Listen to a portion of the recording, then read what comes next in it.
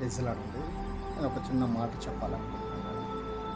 సామెతల గ్రంథం 28 మొదటి వచనంలో, ఎవడిని తరమకుండానే దుష్టుడు పారిపోతాడు, నీతిమంతుడు సింహం వలె ధైర్యంగా ఉంటారని లేఖనం మనకు తెలియజేస్తూ ఉన్నారు.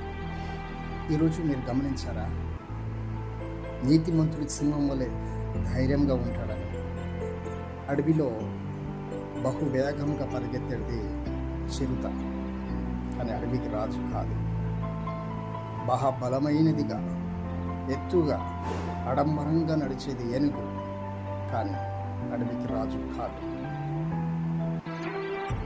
పుట్టుకతోనే ఖడ్గంతోనే పుట్టింది ఖడ్గ మృగం, కానీ అడవికి రాజు కాదు. చిత్తుల మారి నక్క తెలివితేటలతో ఉంటుంది, కానీ అడవికి అది రాజు కాదు. జిరాఫీ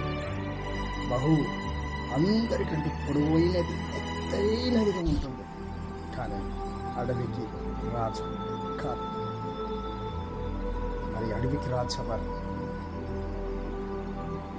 తనకు బలం లేదు, కనబడదు, ఎత్తు లేదు,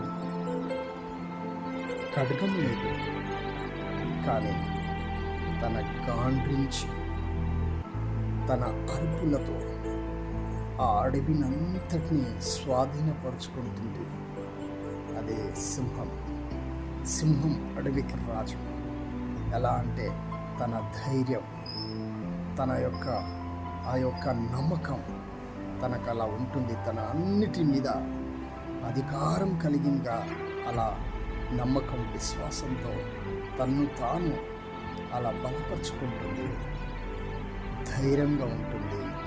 అడవిలో తనను చూస్తే సమస్తము భయపడుతుంది.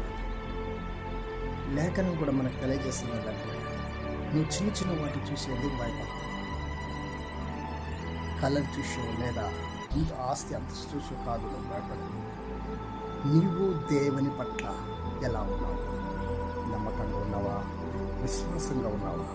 ఒక్కసారి నువ్వు పరీక్ష చేసి విశ్వాసంగా నమ్మకంగా ఉన్నట్లయితే సింహం వలె ధైర్యంగానే ఉంది. నువ్వు ఒక రాజు కొడుకువి. సింహం అడవికి రాజు అయితే ప్రపంచాన్ని నిర్మించిన తండ్రి సింహానికి సమస్తానికి ఆయన రాజై ఉన్నాడు. ఆయన కొడుకు కూతురు నువ్వు నేను. కనుక నువ్వు నేను ఎలా ఉండాలి? ధైర్యంగా ఉండి కదా, ధైర్యంగా ఉండి నువ్వు ఎందుకు నిలబడలేవు? నీతిమంతుడు పడిపోయినా 7 మార్లు పడిపోయినా తిరిగి లేస్తాడని లేఖనం చదివిస్తాడు. నీలో రగులుతున్న ఆ నమ్మకం, విశ్వాసం ఆర్పివేయకుండా అలాగే ధైర్యంగా ముందు కొనసాగు. దేవుడు నీకు సమస్యను బోధించి ఆస్వాదించి ముందుకు నడిపిస్తాడు. నీ ఎదుట ఏది విజయం పొందజాలి. నువ్వు నమ్మకంగా విశ్వాసం దేవుని వైపు మీద పెట్టు. నువ్వు నడువు సింహం వలె నువ్వు ముందుకు సాగు. దేవుడిని తోడుంటాడు. Thank you. Praise the Lord. God bless you.